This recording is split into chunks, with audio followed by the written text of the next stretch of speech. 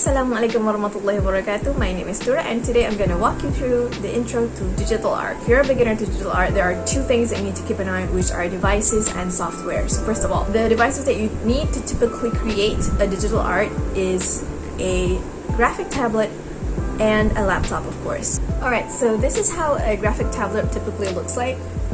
It has two, one is a screen and one is a pen.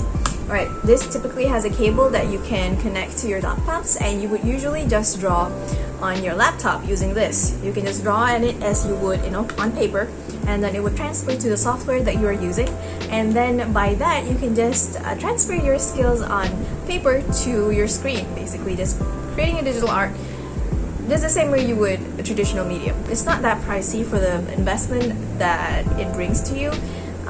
Mine is just 100 and plus ringgit Malaysia. So if you guys are interested in digital art, I definitely recommend for you guys to get a graphic tablet. Okay, so that's that about devices. Alright, so let's talk about software. If you're using a software, like I'm giving you an example like Adobe Photoshop or pt.1, which is the software that I'm using right now. Alright, it's basically the same as you drawing on paper. You have your graphic tablet, you draw on that graphic tablet, and it transfers to that software. I personally favor pt.1 more because it's light, it has a very easy UI, and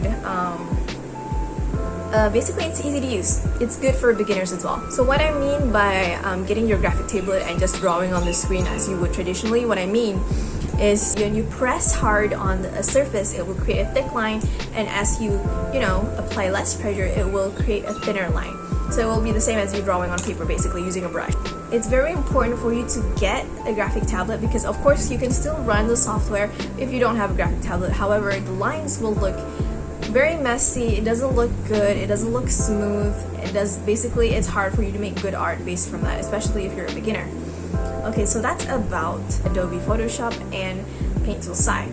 Okay, so now let's move on to the next type of software. The next type of software is actually similar to Adobe Illustrator. You can make digital art using Adobe Illustrator. If you're using Adobe Illustrator and you're someone that is used to drawing in a traditional medium, it will be a bit hard for you because you need to unlearn how to create art.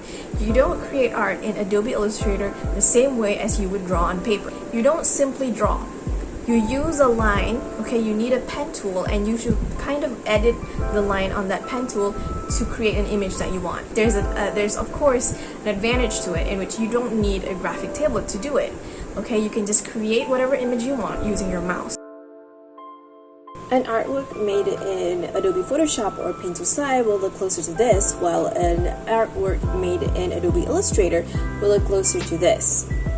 Now that we've covered ourselves with the topic of devices and software, let's move on to part 2. Bye!